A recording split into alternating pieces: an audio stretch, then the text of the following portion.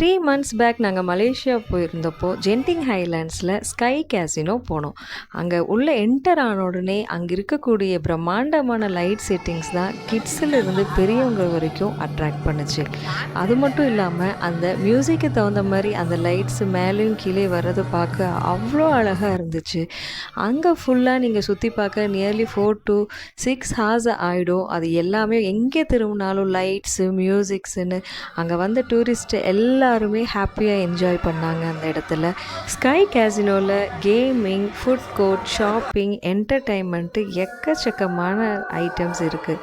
உள்ளே போனாலே பிரம்மாண்டத்தை தவிர வேறு எதுவுமே அங்கே இல்லை.